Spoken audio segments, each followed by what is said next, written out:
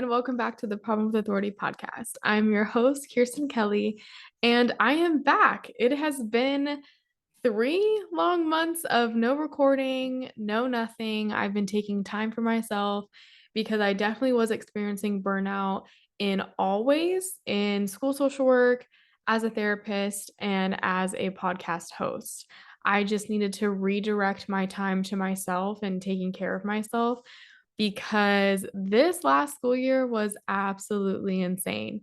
And it really became difficult to a next level that last week of school. And I just needed some time to remove myself from engaging in what you do as a social worker, the advocacy, the being so close to trauma, being so close to how these systems affect my kids and my families while also having to deal with how a lot of things that were going on in the world in May and June and July were affecting how I interact with systems and how policy affects me.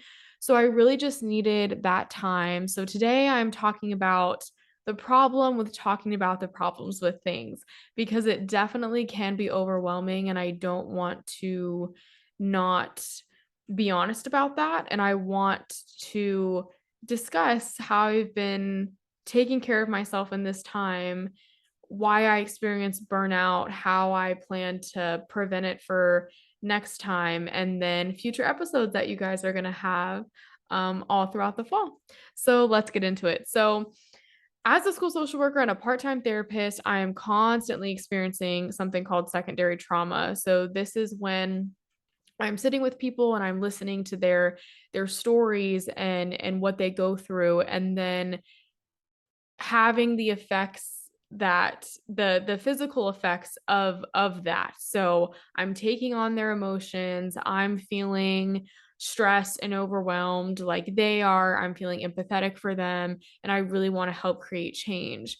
But a lot of the times, especially in a school social work position, we're very limited in what we can do and what we can control, which is exhausting. Like I witness firsthand all the time how systematic problems and laws and white supremacy and the politics just affect people, and it's exhausting to witness it, and then not having power to really do anything about it just makes it 10 times worse.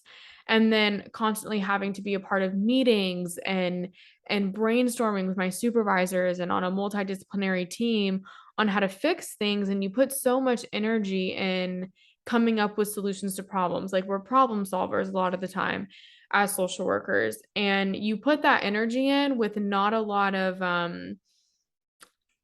outcome to change. Like there's all these beautiful great ideas, there's a plan sometimes that's even formulated, but it just goes bye and there's no follow through, or there's no resources to activate this plan, or the new laws and policies trump us as social workers being passionate about mental health and resources and things like that. So it can be really really frustrating, and it's hard to balance.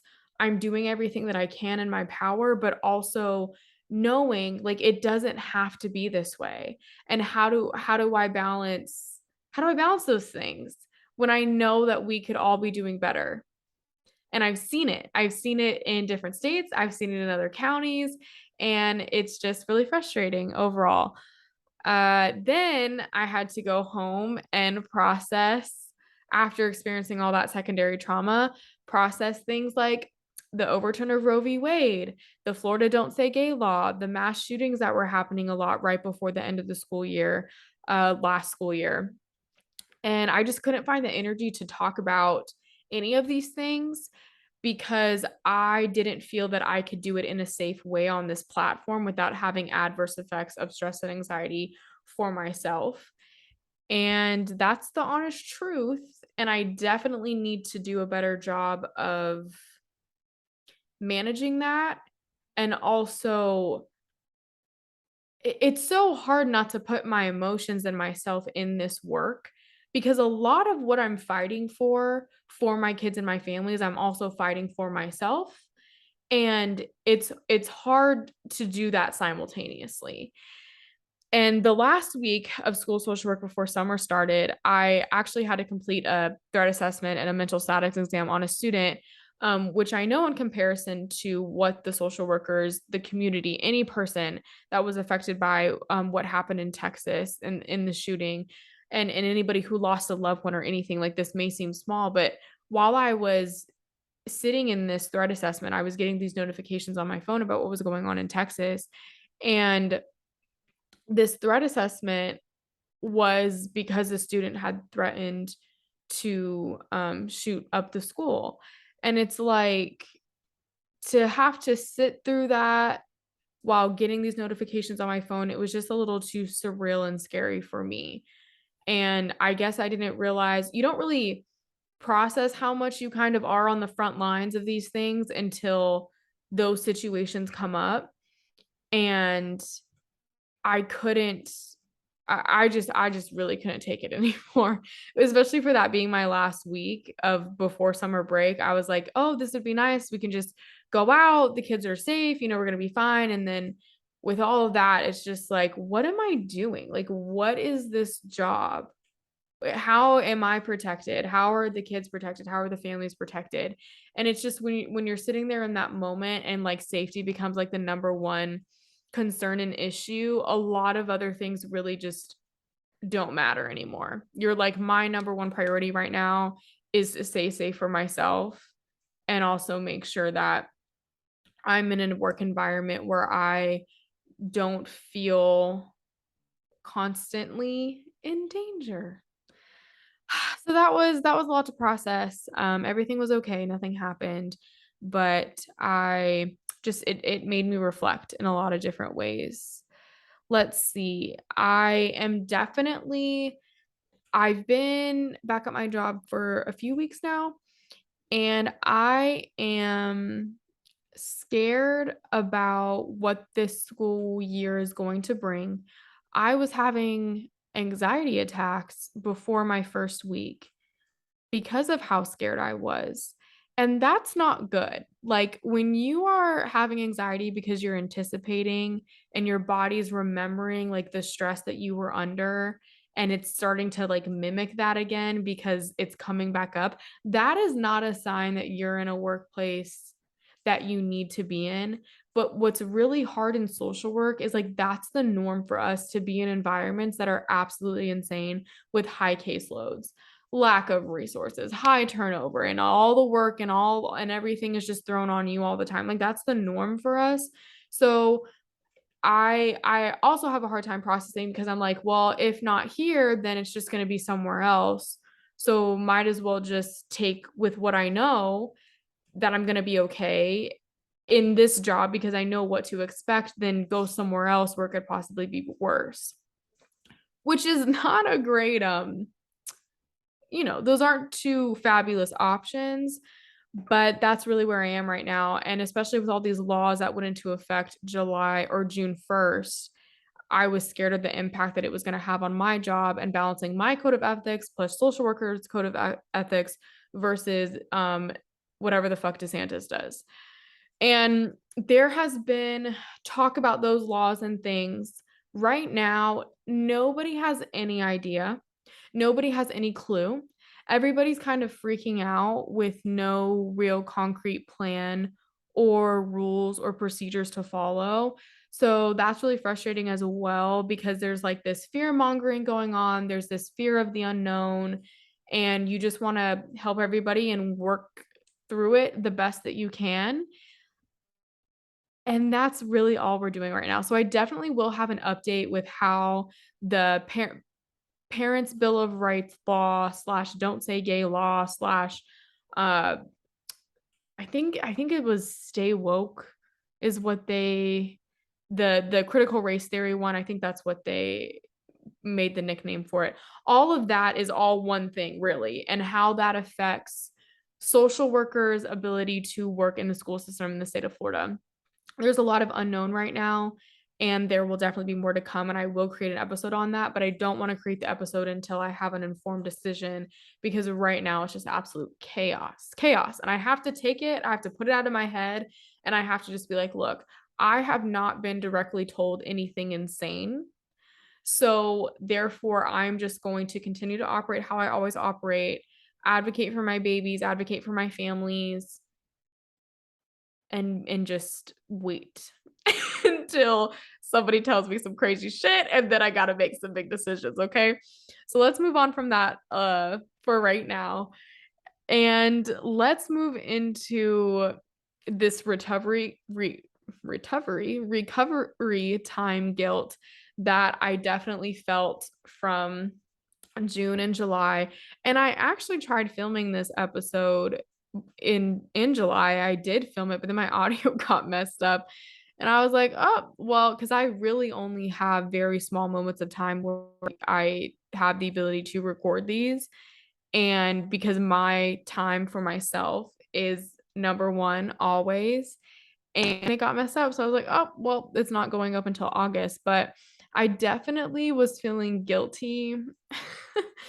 And I shouldn't feel guilty. That's absolutely ridiculous. I inflicted this podcast on myself. Nobody told me to start this but me. And I am the boss of it. So I say what goes, but it's hard to get caught up in like the algorithms and the formulas that people come up with how much you need to be posting, how often to stay relevant, to stay on top of things. And it's not like the summer I didn't do anything. Like for my private practice, oh my goodness, I accomplished so much between the website, our business plan. I've done not merchandise for the business to give out at events. I'm going to an event in August to help to promote the business, to help get me more clients.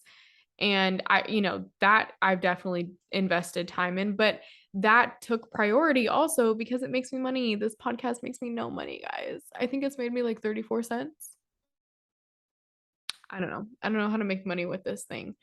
So maybe that's something that I could work towards in the future. But the thing is it's not going to be passive income. Like I have to get up here and do this. So I can only have so many jobs that force me to sit down and do something. I need at some point to have something that makes me money that I don't have to do much towards. But I'm young. We have time for all that. Okay. And I really just have to remember that it's like a cliche saying, but this is a marathon, not a sprint, right? And I need to keep refiguring out the balance, because what worked for me 5 months ago isn't always what's going to work for me now, just because of how much the pace changes in social work in general, in the jobs that you're in. I am not sure. I don't know if this is going to be my last year. I'm not really sure. I've definitely been looking at other positions that are in the more community and macro realm, because they, number one, pay you more, which is interesting. And number two, I just can't with clinical jobs. They make our caseloads way too high. They really scam us when it comes to our pay. And it's not okay. And I've seen so many social workers go through it. I've been through it myself. And you can just tell once you've been through something, when you're looking on Indeed and places like that, how the job's gonna go. And when you look up clinical jobs, it's really all the same crap. And I love the clinical experience that I get in my private practice. So I don't need another clinical job. What I need is a job that I can go to, that I feel like we're doing something and it's productive and I feel safe and it's not high stress and I'm being paid, what I'm worth with my master's degree. So I think I'm definitely going to be pivoting in that direction soon. Anyway, moving on. Okay, so let's talk about some fun things, how I've been taking care of myself. So I got a puppy. His name is Leo. I know people on my Instagram know that I got a puppy, but if you are just a listener on my podcast, We did, and he is 5 months right now. And if you want to go see what he looks like, go check out my Instagram. It's at Kiersten__Kelley.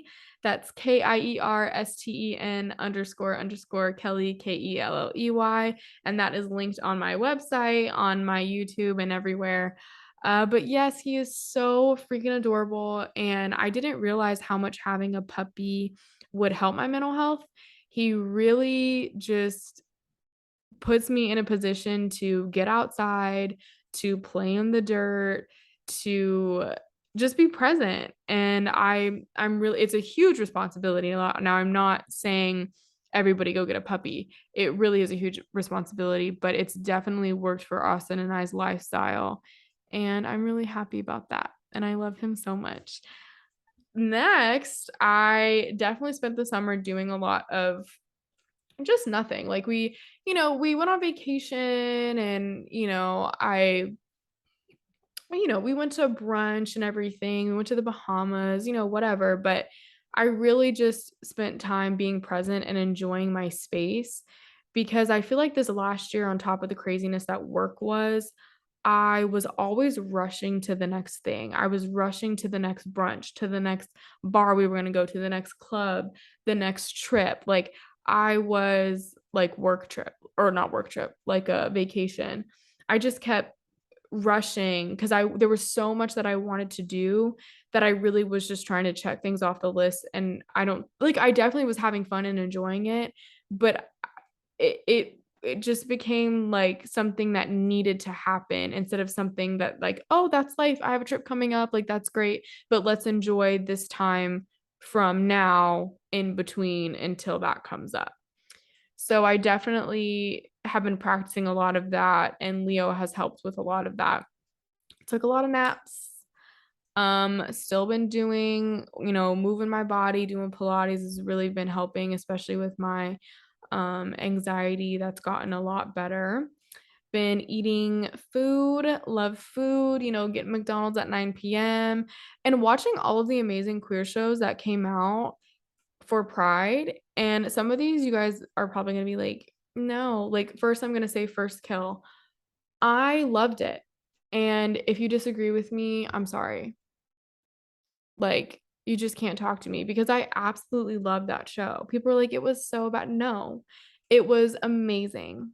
And it was two lesbian women out here slaying monsters.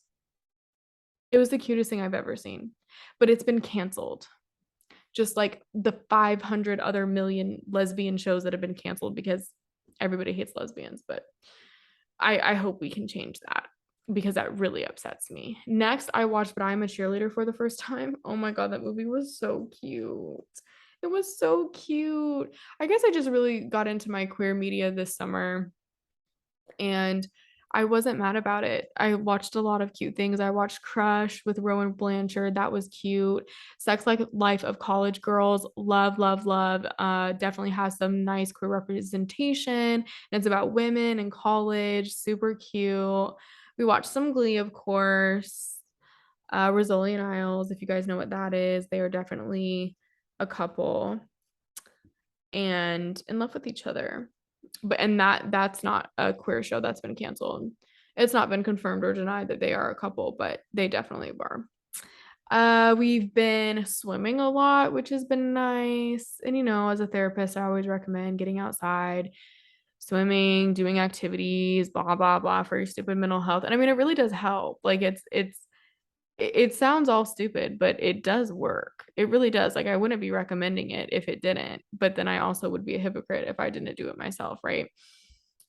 Oh my goodness. The next thing is I haven't been reading, which is interesting. So I do love to read, but I just read a lot of like socialist activism, political like literature that can be very like informational and enlightening, but it's kind of sad and exhausting as well. And so like I tried to do some fun summer reading that Book Talk recommended me, but like I just couldn't get into these books. Like okay, I read Twilight. Like I read the first Twilight, which Book Talk didn't recommend this. Like this is just a natural part of your life that you need to read Twilight and watch it all the time. I love the movies. I watch it all the time as a comfort for myself when I'm not okay.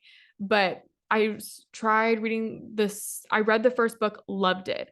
Got to the second book, I'm sorry, unbearable. Bella, Jacob, unbearable. I couldn't deal with it. So then I love like mystical like books like that, like Harry Potter, whatever, world building, magicians, whatever. So I tried to read From Blood and Ash, which is a big one on Book Talk, but I couldn't get into it because I just had finished at the beginning of summer. I'm gonna say this wrong, and please judge me because I should know how to say this. Circe, Cir- Circe, right? Circe, Cirque. It's like a common Greek name that they come up with because this person is famous in Greek mythology, but whatever. I just finished reading that and I'm just like over the whole like quote unquote ugly woman with big powers trope. And that's where it kind of seemed like Blood and Ash was going. Correct me if I'm wrong and I need to pick it up again, but I really couldn't do it. I wanted something different. And then I also tried reading Magicians, which I love the show and I loved the concept in the books. Like I loved that. But I couldn't get into it. So then I tried reading Night Circus. I don't know if you guys have ever heard of that book, but it was just too dark for me. It was too dark. It was not helping, putting me in the right headspace. So then I decided that I'm going to be reading some queer literature because I think what the problem was is that I want things that are relatable to me. I want my literature to be about me, and that is my background. I am Black and Creole half, and I need to get connected to my roots. So I think that's what I'm craving in the moment. So that's the type of literature that I'm going to be reading. Moving on. Oh, and also some woman love woman literature with a happy ending would be great. But I haven't even tried to look that up because a lot of the time when you look up queer books, they're really not. Like that's why I read I don't even want to say it again because I know I'm saying it wrong. Circe.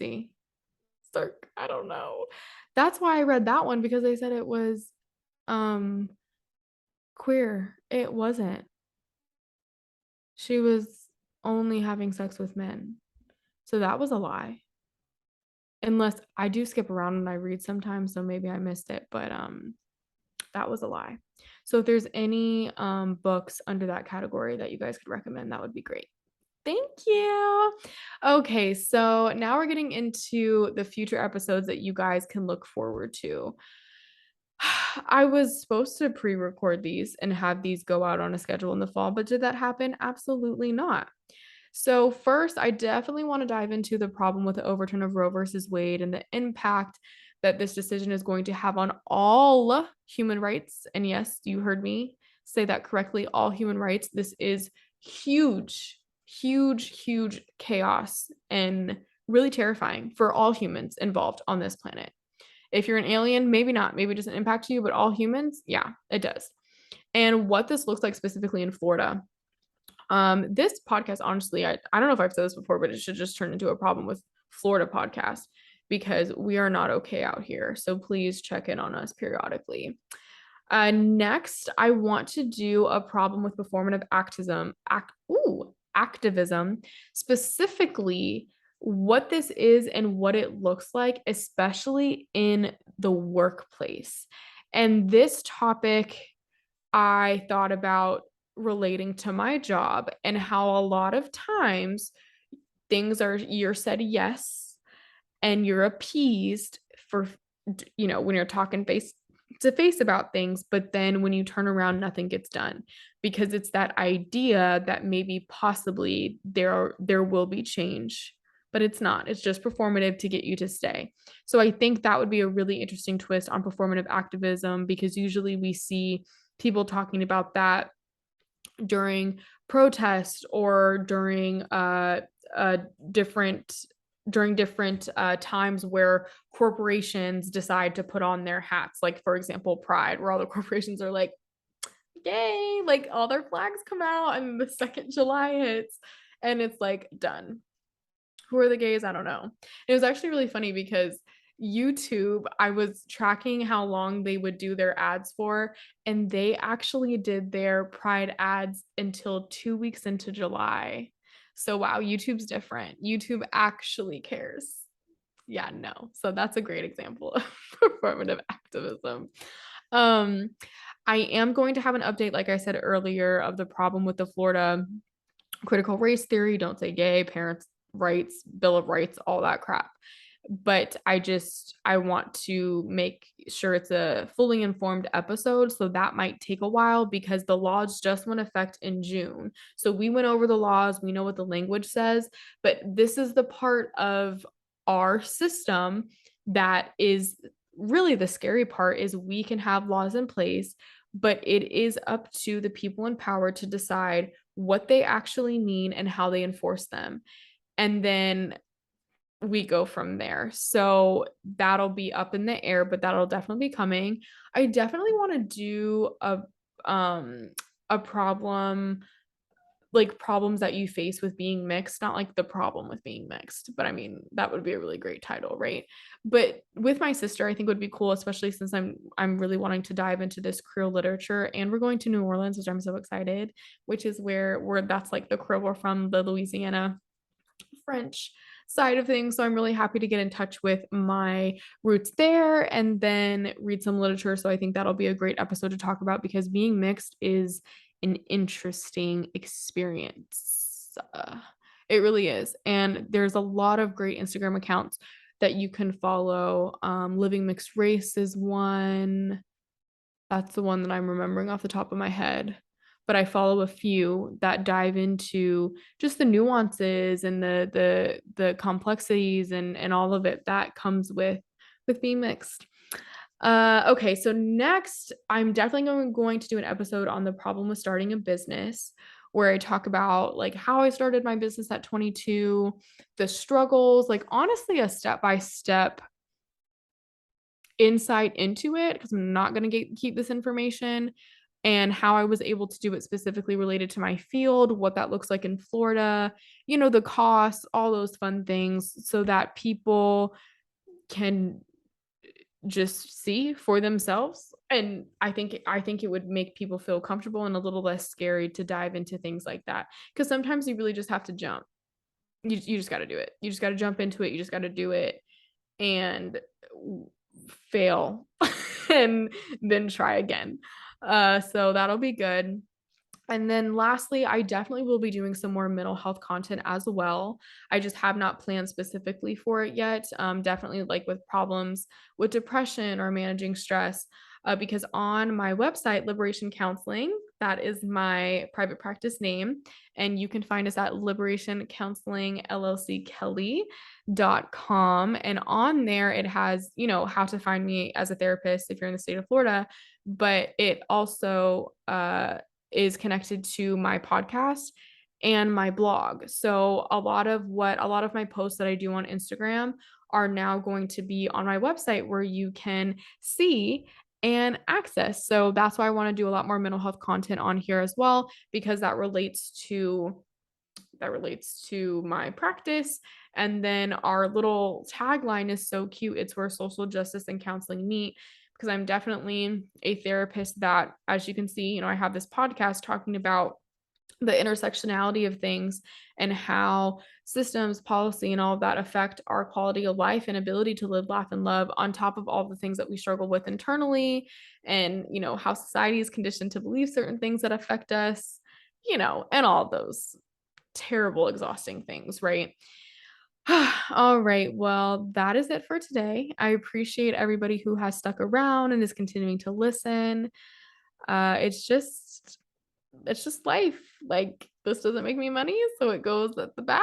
And then I also can't be burned out because I'm literally only 23 and I've just started being a social worker. And I have a long way to go before retirement. Like a long way to go. And I need to make it. I need to make it to there. Guys, I do. All right. I will see you guys in the next episode. Bye. Hey everyone, thanks for listening, and I hope you enjoyed the episode. Please rate, review, and share to support, and don't forget to follow us on Instagram at Problem with Authority Podcast, or you can follow me at Kiersten __Kelley.